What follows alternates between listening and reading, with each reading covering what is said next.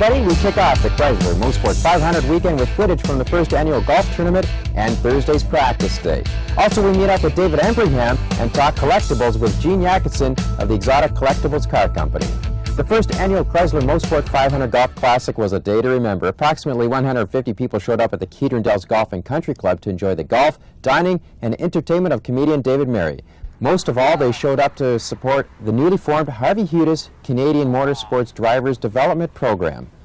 And here's a crazy foursome. Nice putt, Glenn. Real nice putt.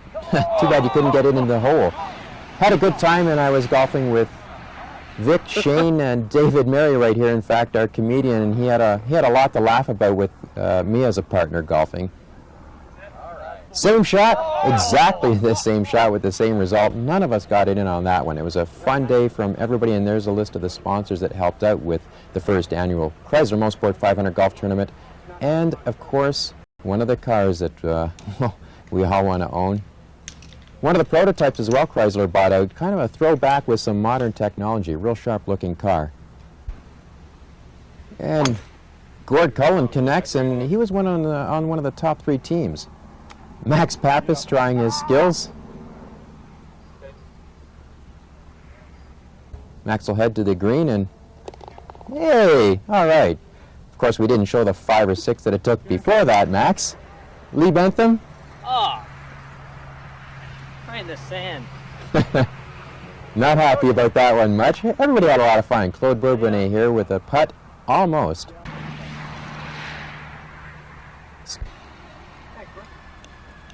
And here's Cheetah's group there, the foursome, and Cheetah with just going down to do a putt there. Not quite.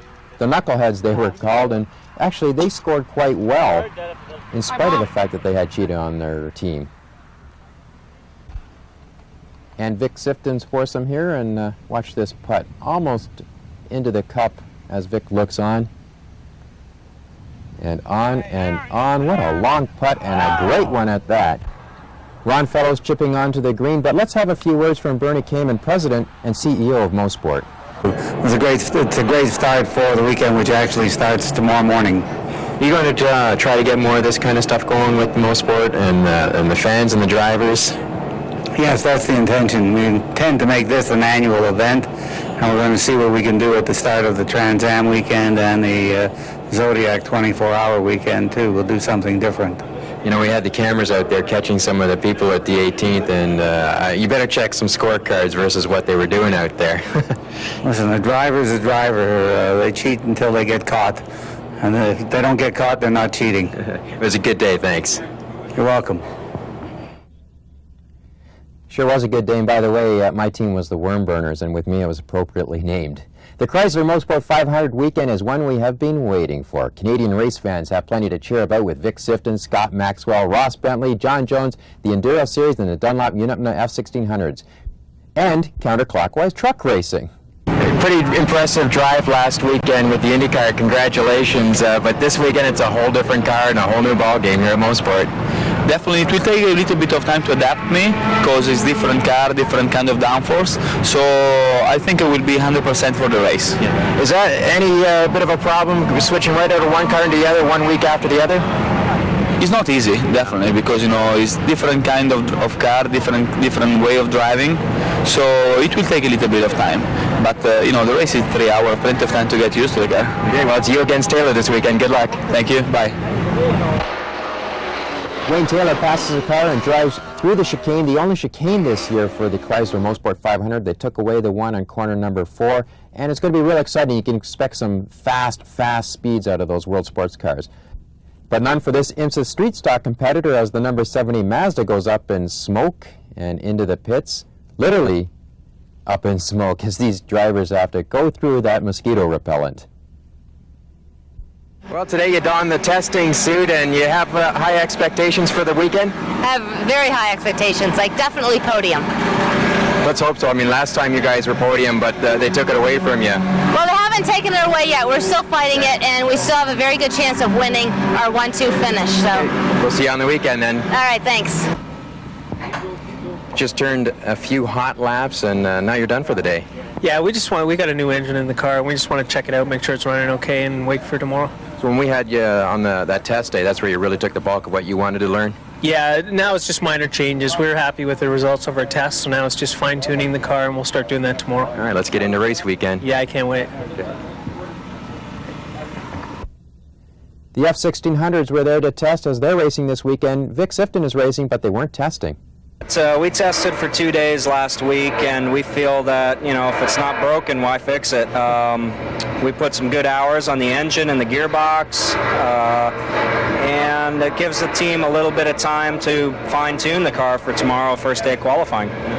Wayne Taylor, World Sports Car points leader by 5, says it's going to be close. Well, it's amazing. These races this year can be 24 hours, can be 12, can be 6, could be 3 hour. They always come down to the last 20 minutes, and we've seen that at every race, including the last one, which we won at in Sears. I'm sure you're going to see that again this weekend. Yeah, good luck. Thanks a lot. The racing collectibles industry is alive and well. First there was cards, die-cast replicas, and of course plastic model kits. Now you can find your favorite driver's image on a wide variety of items. The number of stores to shop continues to grow. If you're shopped car buffs or mini grid, you can add to that list 3 stores here in the Durham region. For cards, go to Card Fever Sports and talk to Gord. You can visit Bruce's Speedways on Simcoe for collectibles, or talk to Gene at the Exotic Collectables Car Company on Brock Street in Whitby. Some collectibles may have started with cards, and after all, there are so many to choose from, including about the 30 that I have here on my desk. We've got a number of these from Card Fever as well. And to point out a couple, Assets Racing is a real hot item apparently that Gord was telling me about. Indy 500, you can't even get the 96 edition. This is the 95 pack. Senna cards, some more stock cars, Formula One as well, and of course drag racing. Certainly a lot to choose from. But if you're interested in other collectibles, then this segment is for you. The Exotic Collectible Car Company is certainly a race fan's dream store. Like the other stores I mentioned, Gene has an excellent selection of quality items to choose from. We invited Gene to the studio recently to talk collectibles. Gene, first of all, welcome to the studio, and thanks for bringing me all these gifts. Well, they're not here to stay, don't forget. I got to take these back with me. This is something that is really exciting for a lot of people, and it's gone way beyond just Christmas gifts. People drop in all the time, and they're diehard collectors. Oh, there's many, many out there.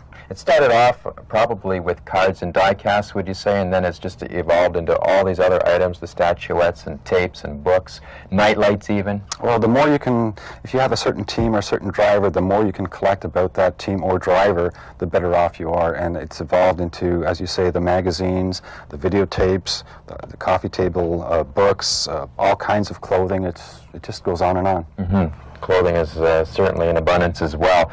What I want to talk about first off is the die casts, and particularly this one that you brought in that's hot off the press, the Jacques Villeneuve car. This is a beautiful piece. It's excellent. It's one of Paul's model car pieces. It's Mini Champs, and what he's done here, he's only issued 3,333. It's very, very limited, and as you well know, there's more than that number of Indy car fans, especially for Jacques.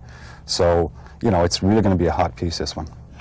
An item like this, in that kind of a quantity, it must be tough to get your hands on this kind of stuff, even if you go into the stores. Well, my particular order, and I had pre-ordered, I guess, for 11 months ago, ever since we knew it was on the horizon and coming and not coming, and we had pre-ordered 11 months ago, and I got 1/5 of my order. That's something, because the popularity is so strong across the world, is it? It's amazing. That's something. And as far as the Indy cars and the Formula Ones, it branches off into NASCAR and even touring cars for that matter.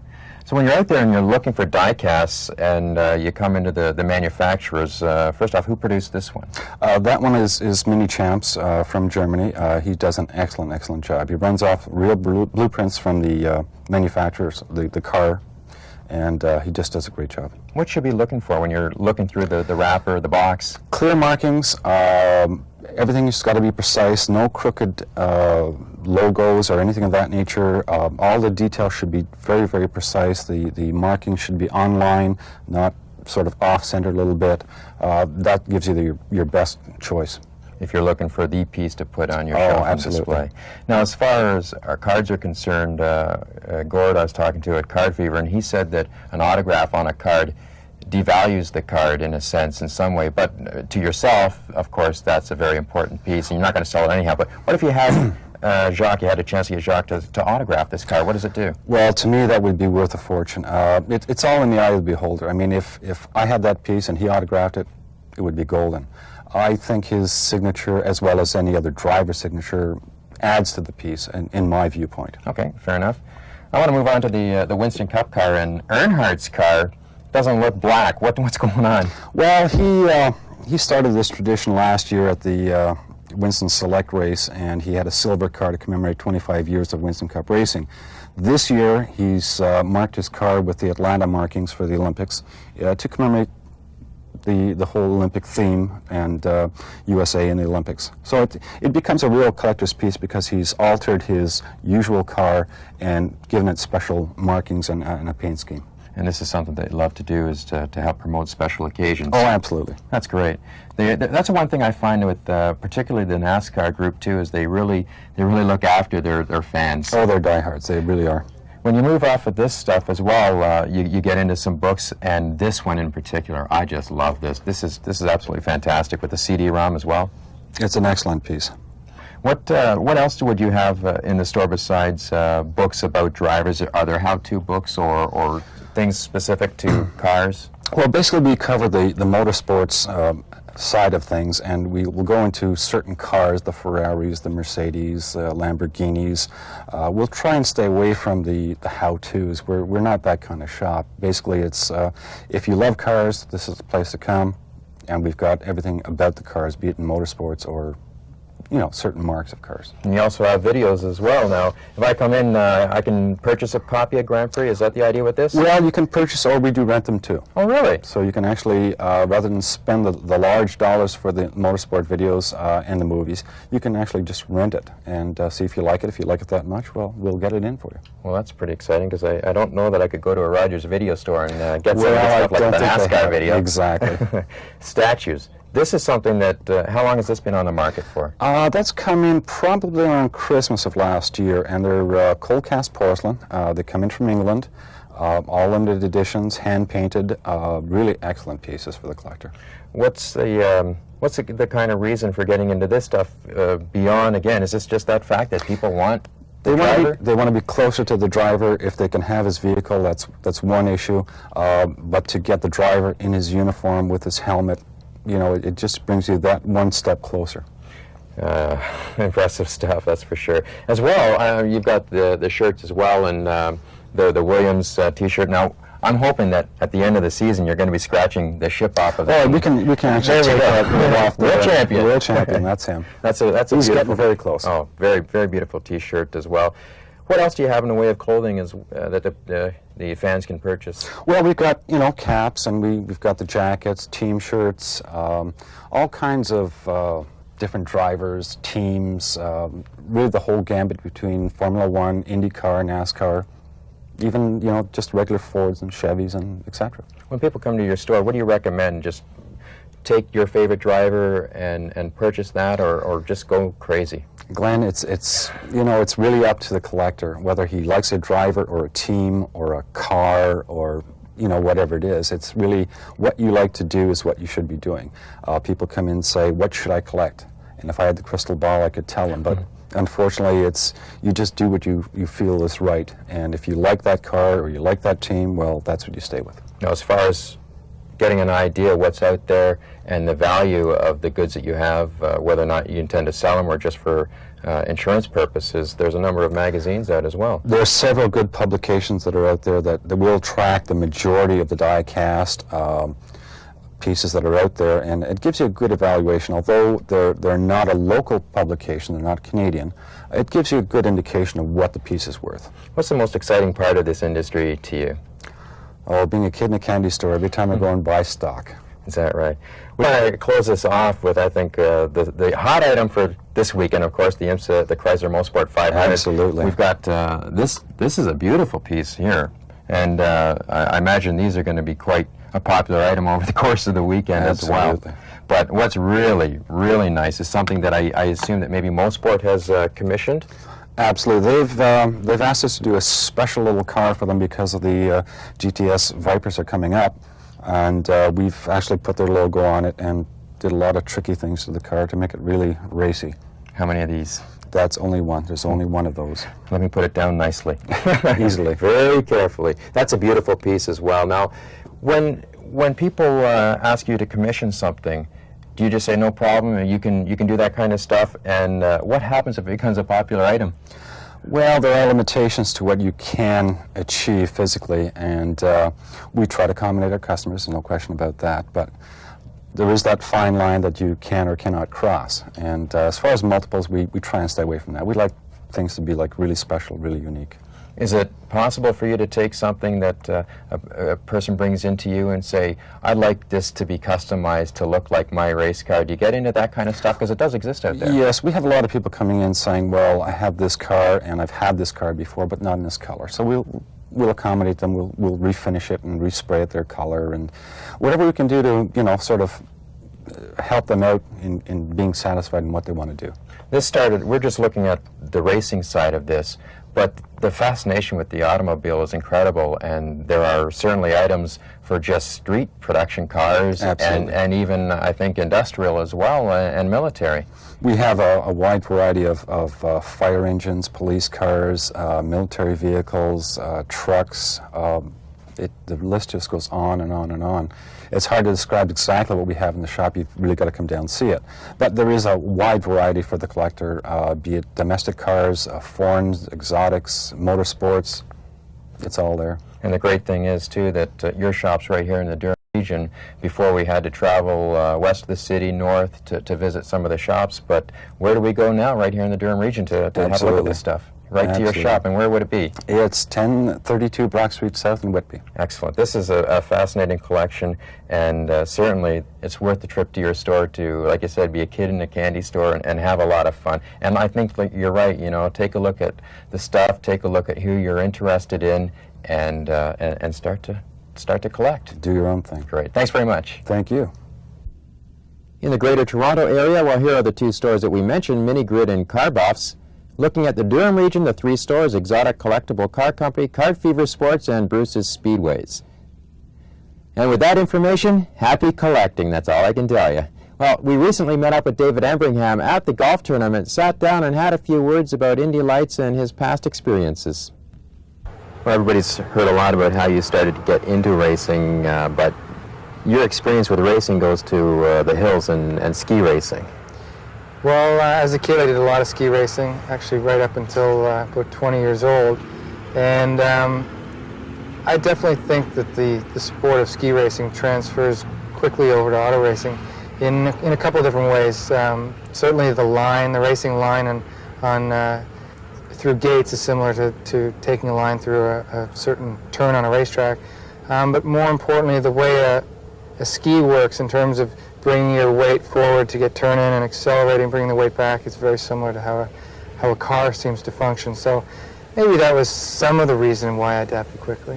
Well, some guys come up in karting and take that natural progression, others start right in cars, but do you think it was that helped you get so up to speed in a hurry? I think I certainly recommend karting for any young guy getting started. So it's something that I wish I had done, but definitely the ski racing I think helped me in terms of focus, training, and just somewhere in the ability of what makes someone fast on skis is actually quite similar in a race car.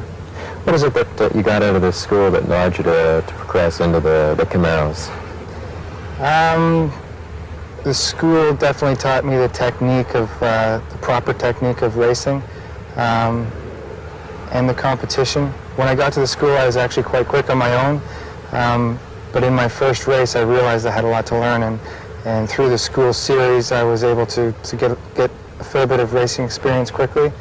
And obviously, the instruction from Richard Spinard and Ron Fellows was super. It was a big benefit for me. When you decided, though, that you were going to make racing your career, was it the open wheels, or is that just the way things have evolved? It was always open wheel from the very beginning. But I was given a tremendous opportunity from Richard Spinard to join him on the Camaro team, and certainly would never pass that up. And the experience I gained from the Players GM Series was really beneficial in the long term. That series provided really close racing and super high competition. So I learned a lot in that, but I always wanted to be an open wheel, and each year I tried to find sponsorship for open wheel or Formula 2000, but it never happened. And then, as the sport is, I was in the right place at the right time, and Victor Sifton and I crossed paths, and we started Canasco Racing together, and that was the start of my open wheel career. That's what I was going to actually touch on that, because I heard in days gone by that you really had Victor along the way with his driving. Well, it's definitely worked both ways. He gave me my first opportunity in Formula Atlantic, and we also raced together in the Firehawk Series, and I guess I coached him along the way, and we were good friends then, and we're still good friends now, and it's been a good relationship. Yeah, absolutely. What about being involved with the Players Program? What different is that versus some of the experience you have in the past and maybe management side of things? Well, this was a huge opportunity for me this year to move to the Players Organization. Everything that they do in racing is first class, from the management, the PR side of things, to the whole team and the way the team is run, and from engineering to testing to equipment. As a driver, you have everything, all the essentials to perform, and it really comes down to how good a job you do if you're going to make it in racing, and not too many drivers can have everything it takes. As far as your career goes and maybe moving on to Indy cars, though, do you have to wait to see what the whole Players team is going to do before you can make any decisions of what you're going to do? Well, I have a long-term contract with the team, and it's an organization that I certainly want to stay with. This year in Indy Lights, we had a super start to the season and really could do nothing wrong.